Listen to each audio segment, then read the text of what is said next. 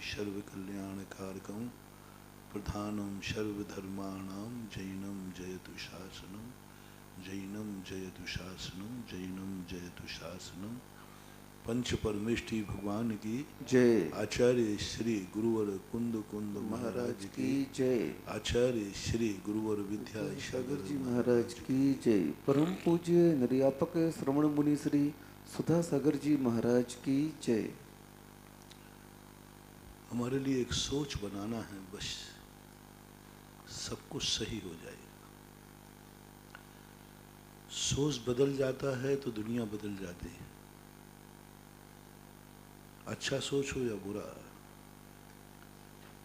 जब हम बुरा सोच करते हैं तो दुनिया बुरी हो जाती है। कल हमने एक तुम्हें सोच दिया था कि तुम हर व्यक्ति को, हर वस्तु को जो तुमसे पुण्यहीन है वो तुम्हारे लिए है, तुम्हारी बैसाखी है, तुम्हारा सहारा है, तुम्हारा उत्थान है, तुम्हारा सिंहासन है, तुम्हारा जयकार है। बहुत बड़ी विशद व्याख्या थी कल समझने वाले को। तुम जिसे पैरों से कुचल रहे हो ना, वह तुम्हारी नींव का पत्थर है, तुम्हारी जिंदगी का।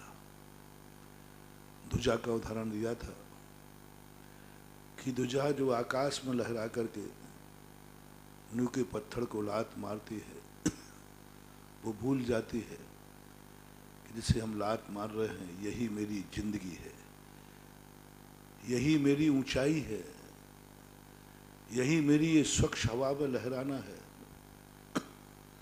यही तो भूल कर रहे हैं अपन सब, सारी दुनिया सबसे बड़ी भूल हो रही है। और इसी को महावीर स्वामी, इसी को जैन दर्शन आवाजें लगा लगा के कह रहा है, पुण्यहीन को मत कुचलो, मत कुचलो। तो पुण्यवान कहता है क्यों नहीं कुचले, वो पुण्यहीन है। नहीं, तुम पुण्यवानों का नाश हो जाएगा। महावीर ने कोई भी क्रिया, कोई भी उपदेश पर के लिए नहीं दिया, सब स्वयं के लिए दिया। उन्होंने कहा मैं पुण्यहीन को कुचलने से नहीं रोक रहा हूं, मैं पुण्यवान, हे पुण्यवानों तुम्हें बचा रहा हूं, उसको मत कुचलो, क्योंकि वो नींव का पत्थर है। संसार के सारे सुख पुण्यहीन पर खड़े हुए।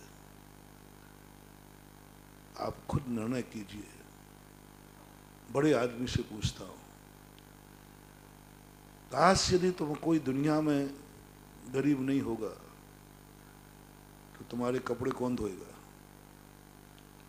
गरीब नहीं होगा तो तुम्हारे घर में झाड़ू कौन लगाएगा? बर्तन कौन मांजेगा? कौन तुम्हारे लिए रोटी बनाएगा?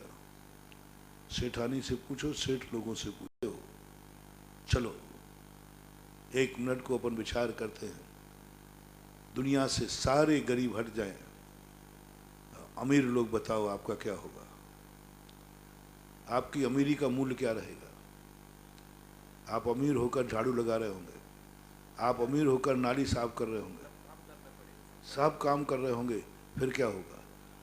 अमीर दो ही व्यक्ति हैं, या तो महाराज बन जाओ, और वो भी महाराज बनो ऐसे जो जंगल में जाके बाहुबली करने जैसे। हम जैसे महाराज नहीं है, हम लोगों जैसे महाराजों को तो श्रावक को जरूरी है।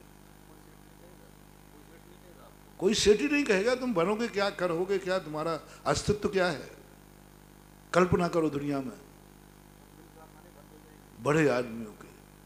अभी पहले घर से चलिए, आप घर में जो आप सेठ सेठानी बनकर बैठे हैं, आपको बनी रोटी मिल रही है, कमरा साफ मिल रहा है, कपड़े धुले मिल रहे हैं, ये अय्यासी किसके बल पर हो रही है? दुनिया में गरीब है इसलिए, पुण्यहीन है इसलिए। एक दिन कल्पना कर लीजिए, घर में बर्तन माली यदि 8 दिन नहीं आए, तुम्हारा क्या हाल होता है? धोने वाली यदि नहीं आए तो क्या होता है? झाड़ू पोंछा लगाने वाले सबको नानी याद आ गई, रो रहे हैं लोग, महाराज जी क्या करें, कहाँ तक करें? मूल्यांकन करो बंधुओं, मैं कुछ नहीं कह रहा हूं, मैं मूल्यांकन कर रहा हूं। आज आपके घर में नौकरानी नहीं आए एक दिन 4 दिन के लिए तो बोलो क्या घर की हालत हो जाती है, चिड़चिड़ापन आ जाता है, जिंदगी बेकार लगने लग जाती है। हाँ, घर की हालत देखो क्या होती है। एहसान मानो, बस मैं कुछ नहीं कह रहा हूँ, मैं आपके नौकरों को नहीं कुछ नहीं कह रहा, बस इतना कह रहा हूँ कि एक बार तू अपने मुंह से कह दे, शायद ये गरीब नहीं होते तो आज मैं सेठ नहीं होता, आज गरीब नहीं होते तो मैं अय्याश नहीं कर पाता, आज मैं गरीब नहीं होते।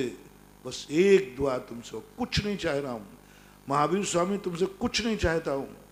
जब तुम्हें नौकर ने रोटी बना के दी, रोटी तो बनाना पड़ती, मरता क्या नहीं कहता, खाना तो पड़ता, भाई रोटी तुम्हें बनाना पड़ी। एक व्यक्ति ने, एक महिला ने आकर तुम्हें रोटी बना के दी, उसने क्यों बनाई? वो भी तो किसी की माँ है, वो भी किसी की पत्नी है, वो भी कोई इंसान है। मात गरीबी के कारण, शौक से नहीं बनाने आती है रोटियां, गरीबी के कारण मजबूरी में बनाने आती हैं। बस इतना सा कह दो, इतना सा आभार मान लो, काश से गरीब नहीं होता तो आज मुझे रोटी बनाना पड़ती, मैं इस गरीबी का कभी शोषण नहीं करूंगा क्योंकि ये गरीबी मेरे लिए उपकारी है। बस इतना सा सोच बदल रहा हूं, कुछ नहीं कर रहा हूं मैं।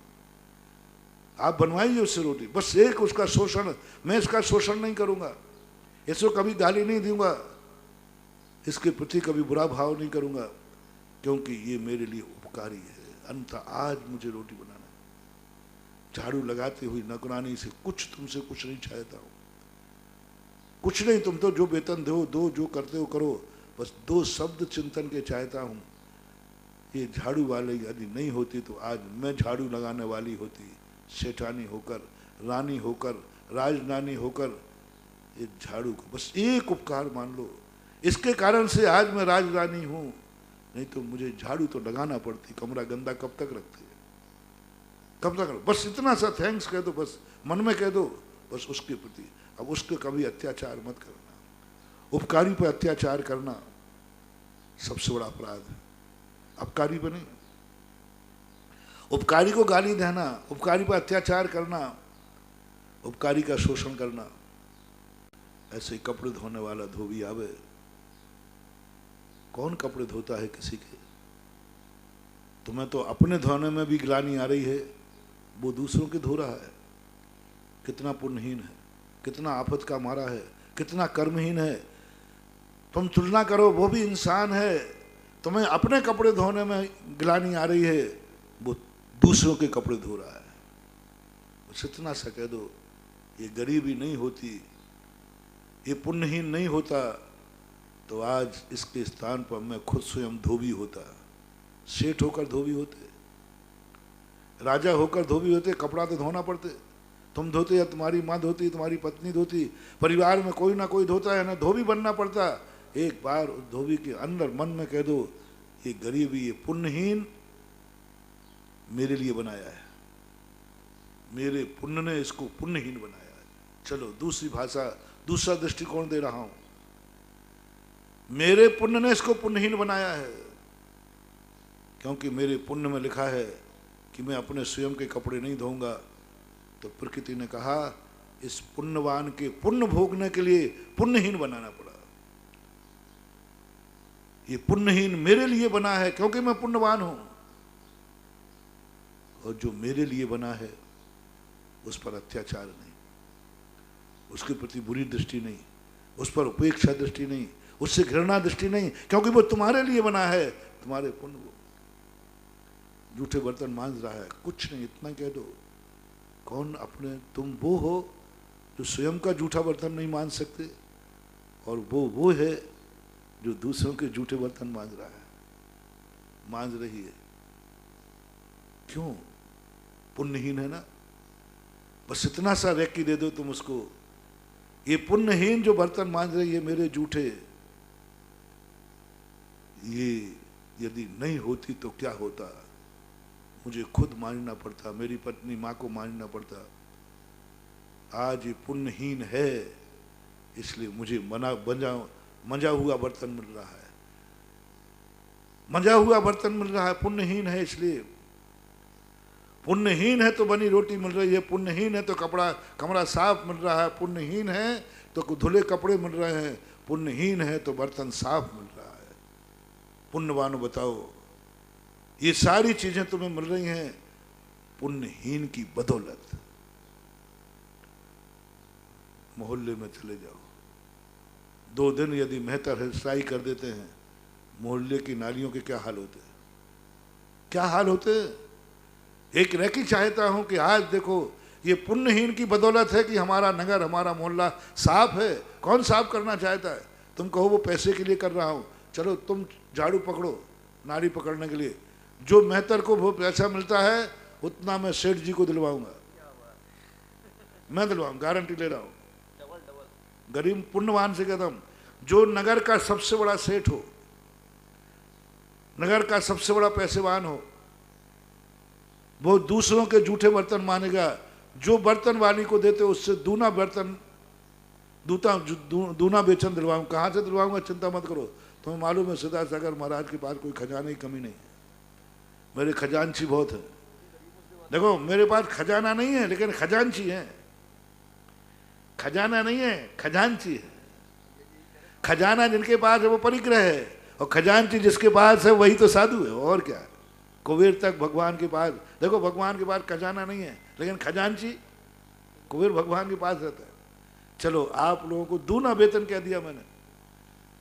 जो बर्तन मांजने वाली बर्तन मांजती है, आपको दूसरे के घर में जाके बर्तन मांजना, जो तुम कहते हो वो तो पेट के लिए मांज रहा है, आजीविका के लिए मांज रहा है, वे तो पैसे के लिए, चलो तुम्हें दूना वेतन। कोई सेठ हो तो फार्म भरे, दूसरों के घर में जूठे बर्तन मांजने पर दूना वेतन। दूसरों के यहाँ धोबी कपड़े धोना पड़ेगा, धोबी से दूना, एक ड्रेस का दूना। मानो 10 रुपये रखता है, मैं 20 रुपये दिलाऊंगा, पर सेठ कपड़े धो देवे दूसरे के। झाड़ू लगाने वाले को तो दूसरे के घर में झाड़ू लगाना है। और जो मेहतर काम करता है, कोई सेठ से मैं कहता हूं चौगुना वेतन दूंगा, पक्का वायदा करता हूं, चौगुना वेतन दूंगा। कोई नगर सेठ आकर के सड़क पे झाड़ू लगा दे, दुनिया के लेटरिन बाथरूम साफ कर दे और नाली साफ कर दे, चौगुना वेतन कह दिया। पैसे के लिए वो कर रहे हैं, नहीं मान पाओ, पैसे के नहीं कर रहा हूं, पुण्यहीन करा रहा है, क्योंकि उन्हें दूसरी नौकरी नहीं मिल सकती। ऋषभ देव ने शूद्रों की स्थापना की। गजब, मैंने कहा भगवान ये पक्षपात आपने मनुष्य जाति पर किया, आपने मानव जाति पर पक्षपात। एक को क्षत्रिय बना दिया, एक को वैश्य बना दिया, एक को शूद्र बना दिया। शूद्र की क्या दशाएं हुई हैं अतीत में।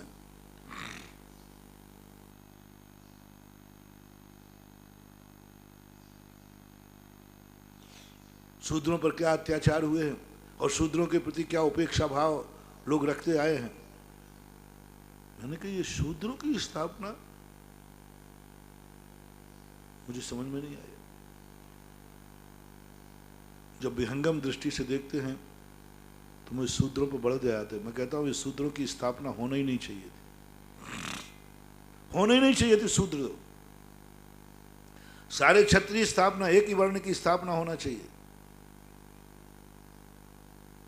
अपना तो सुधारवादी हूं ना। जब ऋषभ देव की दृष्टि से पूछा हमने कि भगवान आपने ऐसा क्यों किया, इन बेचारे शूद्रों को आपने बना दिया, तो मैं आपको मालूम नहीं था कि इनकी क्या दुर्दशा होगी आगे। इनको लोग अछूत मानेंगे, इनको लोग ऐसा मानेंगे, इनको कितने गंदे काम करना पड़ेंगे, इनकी सब उपेक्षा करेंगे, कोई इनके छुए का पानी नहीं पिएंगे। ये सब क्या आदिनाथ भगवान जानते नहीं थे? जानते थे तो फिर क्यों किया ऐसा, क्यों किया ऐसा? मैं शूद्रों के पक्ष में क्लेम कर रहा हूं आदिनाथ भगवान के ऊपर, जिन्होंने शूद्र वर्ण की स्थापना की, शूद्र दुनिया में बने। क्यों बनाए? मैंने ये भी सोचा जिस दिन मेरे हाथ में एक मौका आएगा सबसे पहले मैं शूद्रों को शूद्र जाति को सबको ब्राह्मण क्षत्रिय बना दूंगा मैं। सबको मिला लूंगा मैं। जैसे मुझे नहीं पसंद है किसी के साथ, बना दूंगा मैं, मेरे तो भावना थी, अब नहीं बनाऊंगा। तो ऋषभ देव बन करके देखा। ऋषभ देव के विचार मन में लाए, उनकी प्रभु आपसे ऐसी गलती कैसे हो गई? एक मानव है, सभी उच्च गोत्री थे, सभी भोग भूमि से आए थे, सभी अच्छे मानव थे, फिर इनको आपने शूद्रों में क्यों ढकेल दिया? बहुत वर्षों के बाद समझ में आया, जब मेरे मन में ये भाव आया, ऋषभ देव आपसे तो गलती नहीं हो सकती। नहीं नहीं, ये मेरा आरोप गलत है, आपसे कोई गलती नहीं हो सकती। लेकिन मुझे क्या लगा, मुझे तो गलती दिख रही है, दिख रही गलती, स्पष्ट दिख रही है। यदि गरीब अमीर में पक्षपात करें तो बोलो तुम्हारा पक्ष किस की तरफ जाएगा?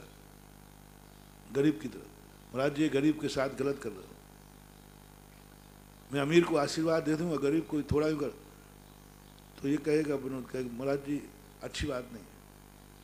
मैंने खुद फोटो उतारी आपकी, अमीर को आपने 2 बार आशीर्वाद दिया, तो गरीब था बेचारा, उसकी तरफ देखा भी नहीं आपने।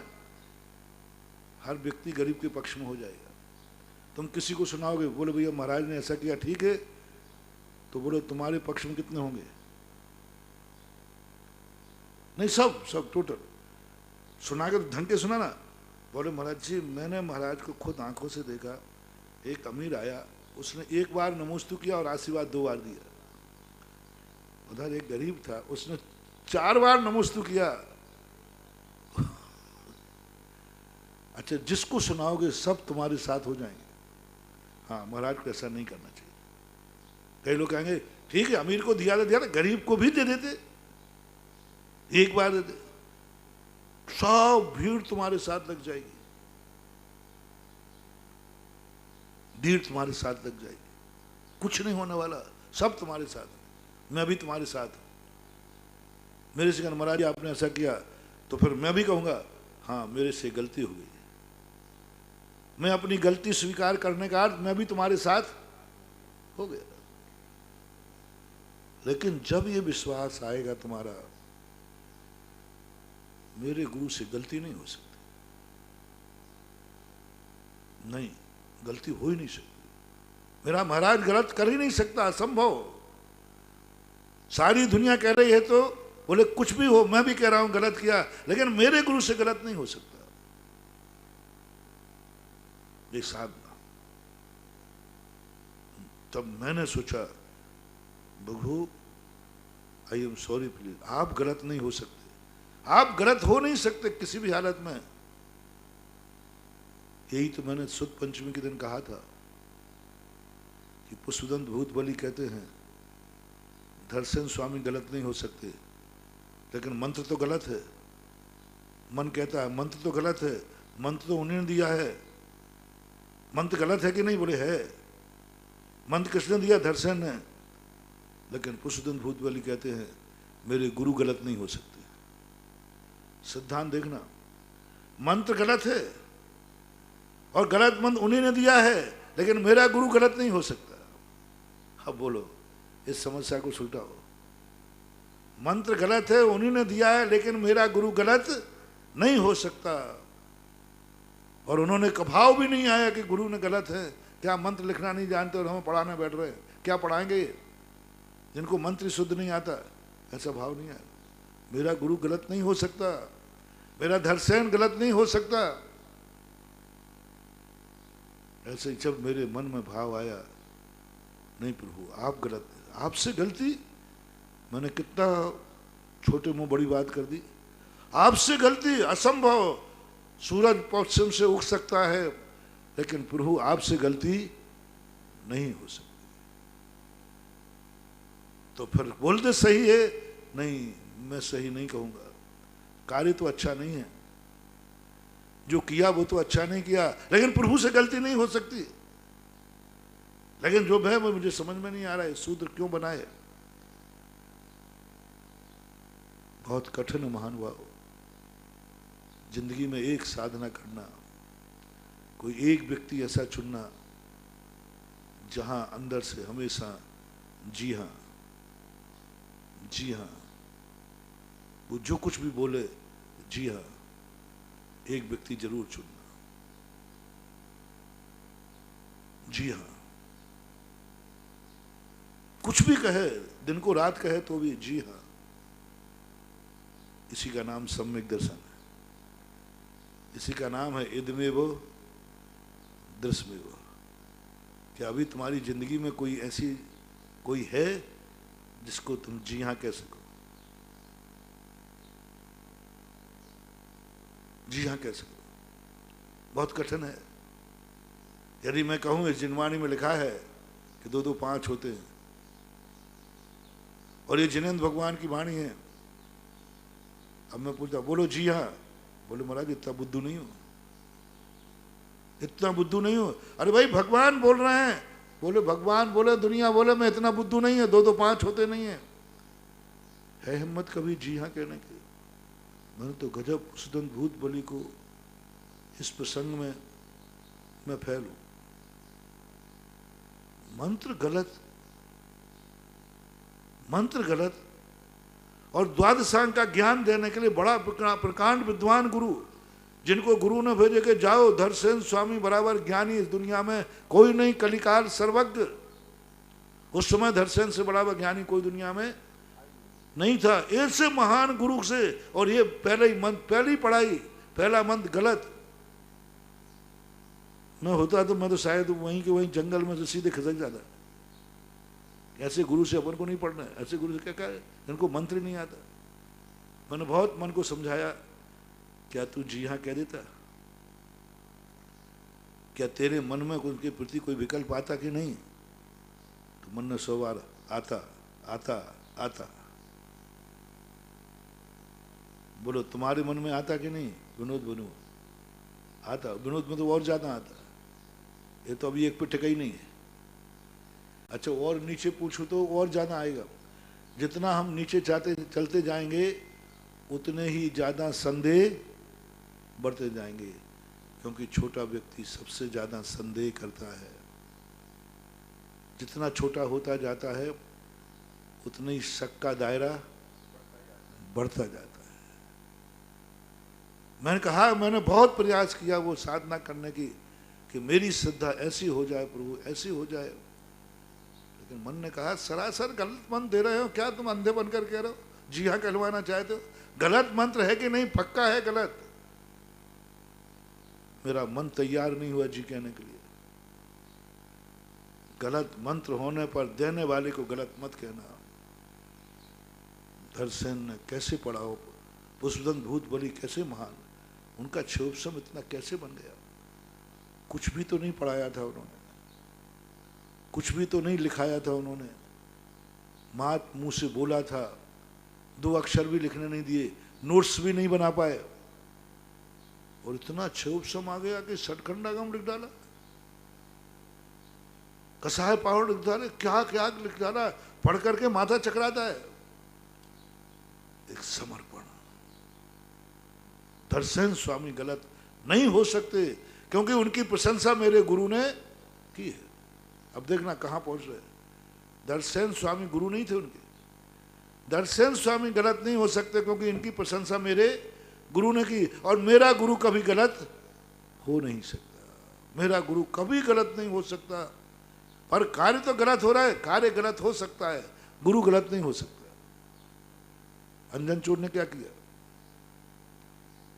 ये नमोकार मंत्र सही है कि गलत मुझे पता नहीं, लेकिन सेठ के वचन गलत नहीं हो सकते।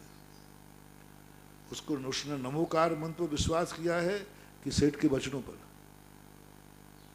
बोलो, नमोकार मंत्र पर विश्वास किया है कि सेठ के वचन पर? सेठ के वचनों पर।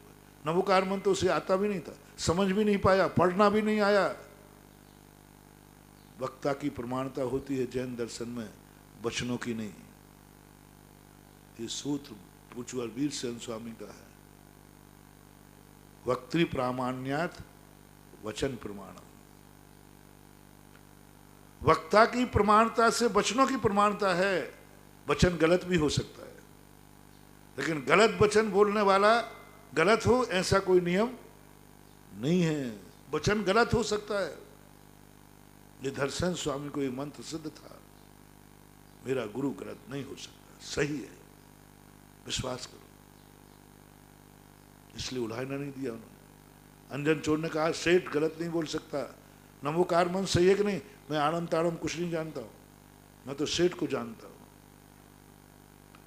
ऐसी श्रद्धा यदि अपनी हो जाती है, ऐसा परिणमन अपने अंदर आ जाता है किसी एक के प्रति, तो बहुत बड़ी सिद्धि जाग जाएगी, बहुत बड़ी शक्ति जाएगी। अपन को तो अभी एक पर टिकना मुश्किल है, बहुत कठिन हो रहा है। इसलिए कभी जिंदगी में विचार करना, सोचना, ये दुनिया में जो कुछ भी है, हो रहा है, उसमें तुम्हारी सत्ता को स्थापित करो। तुम अपने आप को समझो, जिनको पैर से कुचल रहे हो, जिनको मन से उपेक्षा कर रहे हो, यदि ये सब हट जाएंगे तो तुम क्या रहोगे इस दुनिया में? तुम्हारा क्या अस्तित्व रहेगा दुनिया में? जो मैंने प्रारंभ में कहा था, एक दिन तुम्हारी जिंदगी का गरीब निकल जाए, तुम्हारी जिंदगी में पुण्यहीन निकल जाए, तुम्हारी जिंदगी में, तुम कुछ भी नहीं रहोगे, कुछ भी नहीं रहोगे। भगवान के बिना जिंदगी चल सकती है, पुण्यहीन के बिना नहीं चल सकती। गुरु के बिना जिंदगी चल सकती है, पुण्यहीन के बिना गुरु जिंदगी नहीं चल सकती, पुण्यहीन के बिना। और उस पुण्यहीन तक पहुंचने के लिए हमें अपने आप को समझना पड़ेगा कि ये पुण्य का महल किसके ऊपर खड़ा है, किसके ऊपर खड़ा है। एक बार ये दृष्टि बनाने को आचार्यों ने, जैन दर्शन ने, महावीर स्वामी ने कहा। इसलिए महावीर ने सबसे पहले अपने श्रमण को कहा, तुम सबसे पहले किसको बचाओगे, तुम्हारी आंखें किसके काम आएंगी? इस संसार में सबसे ज्यादा पुण्यहीन हो। मैंने एक दिन कहा था ना, ये पिछी पुण्यवानों के लिए दी है कि पुण्यहीनों के लिए? पुण्यहीन के लिए पिछी देता हूं, ये पिछी दी है पुण्यहीनों के लिए। तुम्हारी आंखें दी हैं पुण्यहीनों को देखो, पुण्यवानों को नहीं। तुम्हारे पैर उठे तो पुण्यवानों के लिए नहीं, पुण्यहीनों के लिए उठे, और सम्मान के साथ उठे, इज्जत के साथ उठे, बहुमान के साथ उठे, और ये एहसान मानना कि आज जो कुछ मैं हूं इन पुण्यहीनों की बदौलत हूं। आप अपने घर में मान लीजिए, आपकी फैक्ट्रियां हैं, नौकर को गाली देने के पहले सोचना, क्या तुम चला सकोगे? ड्राइवर को गाली देने के पहले सोचना, क्या तुम गाड़ी चला सकोगे? क्या तुम्हारी इज्जत के अनुकाल होगा? क्या तुम इज्जत बना पाओगे? नहीं बना पाओगे। इतनी सारी सोच जो मैं तुम्हें 1 महीने से दे रहा हूं, जैन दर्शन का सारांश दे रहा हूं, अभी तक अपनी भूल कहां हुई है? हम इतने ऊंचाइयों से पहुंचने के बाद जमीन में क्यों गिरे हैं? भगवान ने गिराया क्या? भगवान धक्का नहीं देता। किसी महान गुरु ने गिराया, वो किसी को गिराता नहीं, उठाता है। तुम गिरने का मूल कारण है कि तुम्हारे पीछे कोई था ही नहीं। एक बार मैंने कहा था कहीं चतुर्मास के दौरान, अपन को 2 जगह से खतरा है। आगे से आने वाला खतरा ज्यादा खतरनाक नहीं, क्योंकि हमारी आंखें आगे है, हमारी छाती आगे है, हमारे दोनों हाथ आगे की तरफ बढ़ते हैं, मेरे पैर आगे की तरफ बढ़ते हैं। कोई भी व्यक्ति आज तक आगे से नहीं लुटा, लेकिन हमें खतरा पीछे से भी है। भगवान आगे चलता है, गुरु आगे चलते हैं, पुण्यवान आगे चलते हैं, वो आगे से हमारी सुरक्षा करेंगे। सामने से कोई खतरा आएगा तो भगवान बचाएंगे, क्योंकि वो आगे चल रहे हैं, पहले उन पे वार होगा। बड़े आदमी कहाँ चलते हैं? अपन से आगे चलते हैं। इसलिए सामने से जब खतरा आएगा तो बड़े आदमी हमारी रक्षा करेंगे, पहले उन पे वार होगा। लेकिन पीछे से वार हुआ तो पीछे कौन चलेंगे? भगवान, गुरु, पुण्यवान, बड़ा आदमी? नहीं, पीछे कौन चलेगा? पुण्यहीन, कर्महीन। तो पीछे से तुम्हें सुरक्षा कौन करेगा? तुमने तो उसको धुतकार दिया, तुमने तो उसको कुचल दिया, तुमने तो उसकी जिंदगी को समझा ही नहीं। पीछे से बाहर कर सकता है कोई, कौन बचाएगा? पुण्यहीन बचाएगा। और जब जब अपन लुटे हैं, पीछे से लुटे हैं, जब जब हम पिटे हैं, पीछे से पिटे हैं, जब जब हमारी बर्बादी हुई, पीछे से लुटी, क्योंकि हमारे पास पीछे कोई था ही नहीं। जब तुम घर में रहते हो तब लुटते हो कि घर से बाहर जाते हो तब लुटते हो? डाका ज्यादातर कब पड़ता है? घर जब पीठ पीछे तुम्हारे यहां डाका पड़ गया। क्यों? तुम पड़ोसी बना के नहीं चले, पड़ोसी से बना के नहीं चले। पड़ोसी पुण्यहीन था, उसकी झोपड़ी थोड़ी थी, वो गरीब था, तुमने उसको धुतकारा। जब भी निकले उसको हीन दृष्टि से देखा, बुरी दृष्टि से देखा, झगड़ा किया, सब कुछ। तुम क्या दशा करता है? एक बड़े आदमी के बाजू में एक गरीब पड़ जाए, हाँ, बड़ा आदमी पर थूक देता है, कचरा फेंक देता है, बोल नहीं पाता बेचारा, बड़ी घृणा से देखते हैं। महानुभाव, तुम लुट जाओगे, गरीब नहीं बचाएगा, क्योंकि तुमने उसको कभी माना ही नहीं। पीठ पीछे तुम्हारा मकान बचेगा तो पड़ोसी से बचेगा। और तो और ज्यादा बेइज्जती की तो पड़ोसी ही डाकू बन जाएगा। जैसे मैंने कल कहा था, दो चीजें अपनाना। जो पुण्यहीन है, इसके बिना तुम्हारी जिंदगी चलने वाली नहीं। तुम सुरक्षित नहीं हो, तुम्हारी पीठ सुरक्षित नहीं है। इसलिए जिन जिन लोगों को अपनी पीठ की सुरक्षा चाहिए, अपने पीछे चलने वालों की लाइन बढ़ाओ, अपने पुण्यहीन वालों को मिला के चलो, पुण्यहीनों पर थोड़ा सा विचार करो, पुण्यहीनों पर थोड़ा खर्चा करो, पुण्यहीनों की थोड़ी झोपड़ियां बनाओ तुम्हारे लिए, उनके लिए नहीं कह रहा हूं मैं। थोड़ा पुण्यहीन को साबित रखो। और आज एक ऐसी करुणा बिखेर दो, आज के बाद मैं कभी पुण्यहीन पर घृणा नहीं करूंगा। मेरे गुरु ने आज मुझे आंखें खोल दी कि आज जो मेरी अमीरी है ये गरीबी की बदौलत है। दुनिया में गरीब नहीं रहेंगे, हमें खुद गरीबी के काम करना पड़ेंगे, हमें खुद गरीबी के काम पड़ना पड़ेंगे, हमें खुद धोबी बनना पड़ेगा, हमें खुद नौकर बनना पड़ेगा, हमें खुद बेहतर बनना पड़ेगा, हमें खुद रानी बन करके सड़क साफ करना पड़ेगी। गंदगी तो करोगे, साफ कौन करेगा? गंदगी तो तुम करोगे, ऐसा नहीं हो सकता तुम गंदगी नहीं करो। गंदगी करोगे, मैं तो ये कह रहा हूं, साफ कौन करेगा? गंदगी पुण्यवान करता है, गंदगी की सफाई पुण्यहीन करता है। गंदगी पुण्यवान करता है, गंदगी सफाई पुण्यहीन करता है। तुम पुण्यवान हो तो गंदगी कर सकोगे, गंदगी की सफाई कौन करेगा? भगवान, गुरु नहीं, कोई पुण्यहीन। पुण्य गंदगी करना सरल है महानुभाव, गंदगी को साफ करना कठिन है। बर्तन जूठा करना सरल है, बर्तन को मांजना कठिन है। बर्तन जूठा करने के लिए पुण्य चाहिए, और बर्तन के जूठे को मांजने के लिए पुण्यहीन बनना पड़ता है। और ये यदि दृष्टि तुम्हारी बन जाए, आज सारे संसार में तुम्हारा पुण्य दिन दूना रात चौगुना वृद्धि को प्राप्त हो जाएगा। एक बात को मैंने कल कहा था, मान जाओ आप, आज से ही नियम रख लो, मेरा पैर किसी पुण्यहीन को नहीं कुचलेगा। गरीब को मत सताओ, वो रो देगा, सुनेगा मालिक तो तुझे जड़ से सड़ा देगा। भूखे के पेट में लात मत मारना, कभी कभी मत मारना, मेरा सिद्धांत है।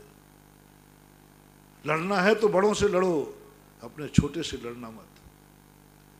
गाली भी देना है अपने से बड़ों को दो, छोटे को गाली मत देना। थप्पड़ मारना है तो अपने बड़ों को मार दो, छोटे को मत मारना। रौब मत दिखाओ छोटों को, क्योंकि छोटे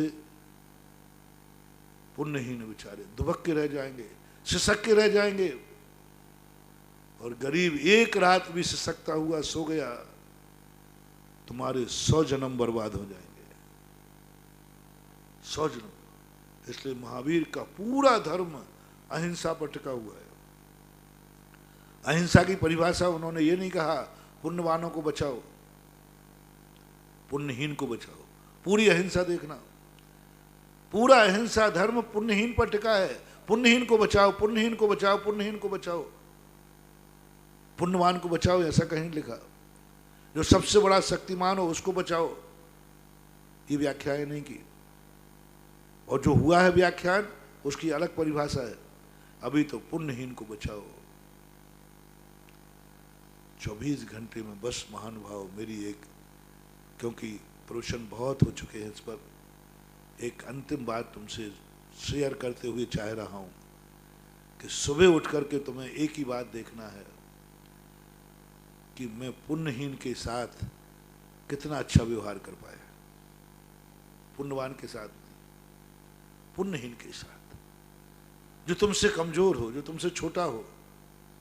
बस वो एक सोने के पहले, खाने के पहले, उठने के बाद बस मंदिर भरी नहीं आ पाओ, चलेगा। एक पुण्यहीन को, एक पुण्यहीन के संबंध में विचार करोगे,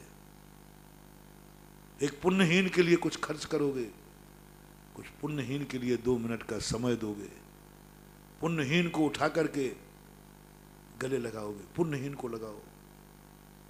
एक दिन भी ना निकल जाए, नियम ही कर लो, जब तक एक भूखे को नहीं खिलाएंगे हम रोटी नहीं करेंगे, खाएंगे। संसार में जीने वालों को कह रहा हूं, मोक्ष में जाने वाले लोग नियम लेते हैं, जब तक भगवान का दर्शन नहीं करेंगे हम भोजन नहीं करेंगे। ये मोक्षार्थी हैं, ये मोक्ष जाते हैं। लेकिन जिनको संसार में रहना है, संसार व्यवस्थित करना है, एक भूखे को रोटी खिलाएंगे, एक कपड़े को, एक दरिद्र को कपड़े पहनाएंगे, मरने के पहले एक दरिद्र की झोपड़ी बना के मरेंगे। अपना मकान, एक झोपड़ी जरूर किसी दरिद्र को बनाएंगे। जो कुछ भी तुम्हारे उपभोग में आता है वह चीज एक बार किसी दरिद्र को, एक दिवाली किसी दरिद्र के घर में जरूर मनाएंगे। जैसी दिवाली मैंने 100 दिवाली मनाई है, ऐसी दिवाली में एक दिन किसी दरिद्र की मनवाऊंगा। दरिद्र के घर में कहूंगा तो ऐसी दिवाली मना जो मैं हर साल मनाता हूं। दिवाली के घर, एक दरिद्र के घर में, दरिद्र के घर में होगी जगमगाहट, दरिद्र के घर में बनेगी मिठाई। जो कुछ भी दिवाली के दिन तुम करते हो, एक दिन दरिद्र के घर में दिवाली मनाना है। हर अमीर से मेरा कहना है, गारंटी मेरी लेती है, तुम ऐसे स्थान पर जन्म लोगे जहां कभी अंधेरा ही नहीं होता। स्वर्ग में कौन जन्म लेते हैं? वो जन्म लेते हैं जिन्होंने कहा एक दिवाली कभी ना कभी, एक दीपक मेरा गरीब के घर जाएगा। मंदिर के घर में तो दिवाली दीपक लाते हो दिवाली के दिन। आज मैं कह रहा हूं, हर सेठ को एक नियम लेना है कि हमारे नगर में सबसे गरीब आदमी कौन है, दिवाली का एक दीपक उसकी देरी पर जाएगा, एक देरी पर जाएगा, सेठ की तरफ से जाएगा, सेठ लेके जाएगा, सेठ लेके जाएगा, एक दीपक उसकी देरी पर रख के आएगा। आज दिवाली का दिन है, सबसे गरीब के घर में मिठाई जाएगी, लाखों करोड़ों रुपए की मिठाई बिकती है दिवाली पर। भगवान को भी लाडू चढ़ता है दिवाली पर, क्वांटलों से चढ़ते हैं, बड़े बड़े चलते हैं। बस एक पाव भर मिठाई, एक आधा सेर मिठाई हर सेठ के घर से किसी गरीब के घर जाएगी। आज दिवाली है, क्योंकि गरीब तुम्हारे लिए है, वो तुम्हारी शान है, तुम्हारी इज्जत है, तुम्हारा उपकारी है, तुम्हारी बैसाखी है। अमीर हमेशा बैसाखी पे रहता है। कम से कम एक त्योहार के दिन याद करो उस गरीब को शराब नहीं दे रहा हूं, पैसा नहीं दिलवा रहा हूं, एक पैकेट जाएगा, गरीब के लिए जाएगा। रक्षाबंधन आता है, बहनें राखी बांधती है, एक राखी उसकी बंधेगी जिसके भैया नहीं है। बहनों से मेरा कहना है, आप अपने भाई को राखी बांधें, मुझे कोई ऐतराज नहीं है, बस एक राखी सस्ती ले लेना, ज़्यादा महंगी नहीं रखना। अपने भाई को चांदी की बनाना, सोने की। एक राखी पुण्यवान बहन को जिसके भैया हैं, जिनके 2-2, 3-3, 4-4 भाई हैं, बहुत अच्छे भाई है, उन बहना से मैं कह रहा हूं, नगर में खोज के रखो एक परिवार जिसका कोई भाई नहीं है, बहन नहीं है, जिसकी कोई बहन नहीं है, मैं उसको राखी बांधूंगा। एक राखी बांधना उसको। एक दिन आप ब्राह्मी सुंदरी जैसी 100 भाइयों की बहन बनोगे। 100 भाई तुम्हारे होंगे ऐसे महान, क्योंकि तुमने एक भाग्यहीन को बनाया था, पुण्यहीन को। तुम अपने बच्चों को पढ़ाते हो, बड़े आदमी पढ़ाते हो, एक बात उस गरीब के बच्चे को पढ़ाना, एक बच्चे को, अपने बच्चे को पढ़ाना, खूब पढ़ाना, लेकिन एक बच्चा जरूर किसी गरीब का पढ़ेगा, भाग्यहीन का पढ़ेगा। मेरे पास कोई पैसे की कमी नहीं है। आप शादी भाई करते, कन्या की भी शादी करते, लड़के की भी शादी करते, एक और हो जाए तो आप करते कि नहीं करते? एक जरूर आप अपनी जिंदगी में नियम ले लेना कि मैंने 2 बेटे बिटिया की शादी की है, एक बेटा बिटिया की शादी उसकी करूंगा जिसके घर के माँ बाप है ही नहीं, अनाथ है, और संयम धारण कर नहीं सकती, संयम धारण कर नहीं सकती, और मैं अपने बेटे बिटिया की तरह से एक शादी कर देना, एक दिन तुम चक्रवर्ती बनोगे, तुम्हारी 96,000 शादियां होंगी। सांसारिक दृष्टि कर रहा हूं। 96,000 शादी, रानियों का मालिक था। क्या किया हुआ इसने सबको? मोक्ष मार्ग में तो मुझे कोई भी एक मंत्र नहीं मिला जो 96,000 शादी कराने वाला हो। कोई साधना नहीं है, कोई तपस्या नहीं है, कुछ नहीं मिला। मैंने बहुत सोचा कि चक्रवर्ती ने कौन सा मंत्र पढ़ा होगा जिससे 96,000 रानी मिली। यहाँ तो दुनिया में कई लोग ऐसे पड़े जिनको एक भी नहीं मिल रही। तो मोक्ष मार्ग में तो कोई मंत्र मिला नहीं, कुछ नहीं मिला। अंत में प्रथमान युग में जब ये मिला कि जो जैसा बोता है वो वैसा पाता है। कभी किसी गरीब के लिए, किसी गरीब की शादी में शरीक होकर के और उसको संसार का मार्ग बना दिया होगा, वो पुण्य फल करके 96,000 में परिवर्तित हो गया। हर चीज का ऐसे ही करना। किसी एक व्यक्ति को आप, मकान की बात मैंने कही थी, एक किसी मजदूर को आप जूते पहनते हैं, किसी एक मजदूर को जो मजदूरी करता है, कांटों में जाता है, कभी एक जूते उसको दे देना। तुम जूते क्यों पहनते हो? कांटा न लग जाए, उसको एक दे देना। सब चीजों पर एक चीज आपको अपनी जिंदगी में शेयर करना है, एक परसेंटेज का शेयर करना है। हर चीज का जो चीज उपभोग करो उसमें से एक अंश पुण्यहीन के लिए निकालना है। और मैंने डिटेल से बहुत बता दिया। 24 घंटे में तुम अपने लिए, अपने परिवार के लिए, अपने भगवान के लिए, अपने महाराज के लिए बहुत सोचते हो। 5 मिनट पुण्यहीन के लिए मन देना है बस। 5 मिनट, ओनली 5 मिनट सुबह उठ करके कर लो तो अच्छी बात है। बाद में तुम मिलोगे नहीं, बाद में तुम्हें याद रहेगी नहीं। सुबह उठते ही मेरा एक वचन याद कर लेना, मैं 5 मिनट अपने मन में पुण्यहीन के संबंध में सोचेंगे, पुण्यहीन के संबंध में सोचेंगे।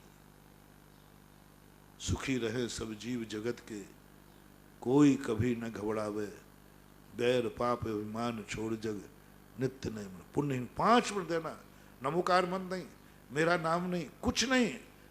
मुझे तो याद इसलिए करना, इसलिए नहीं कि तुम मेरा ध्यान करना, नहीं, मेरा शर्त है कि यदि तुम मेरा ध्यान और पुण्यहीन का ध्यान करोगे तो मैं कहूँगा मेरा ध्यान छोड़ दो पुण्यहीन का ध्यान करो, क्योंकि अभी तुम संसार में हो। संसार में मैं नहीं बचा पाऊंगा, संसार में मैं तुम्हारे काम नहीं आऊंगा, संसार में तुम्हारे पुण्यहीन काम आएगा, वो तुम्हारी सेवा करेगा।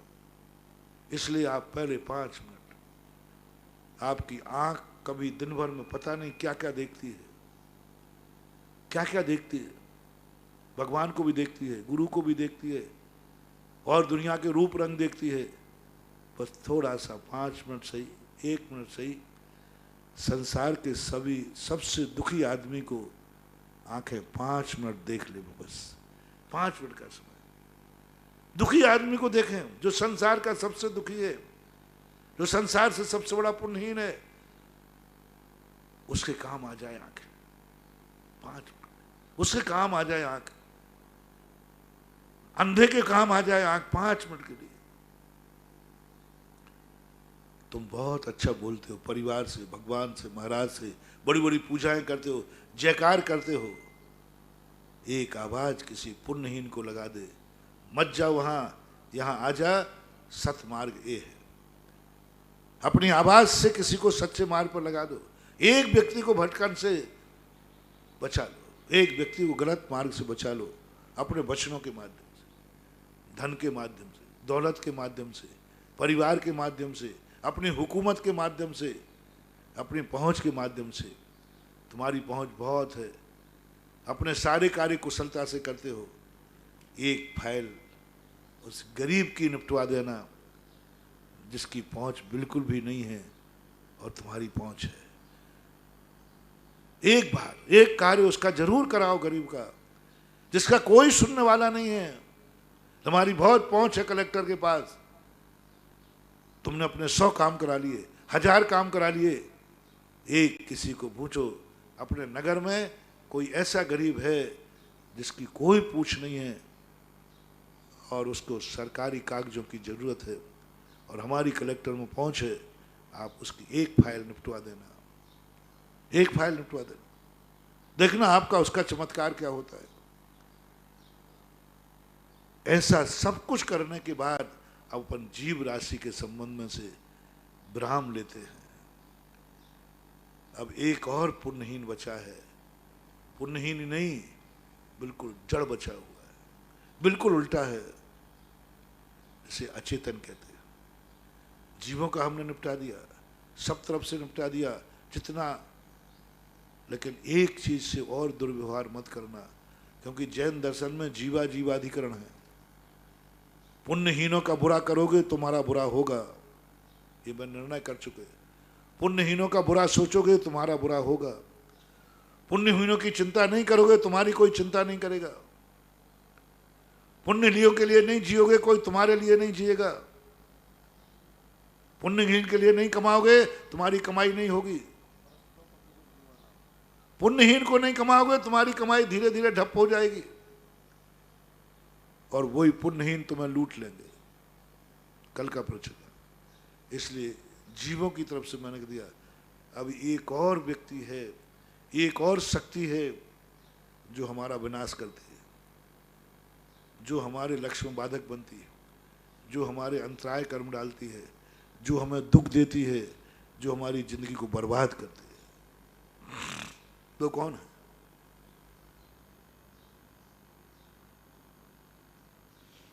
वो जीव नहीं है, अजीब है, पुद्गल है, जड़ है।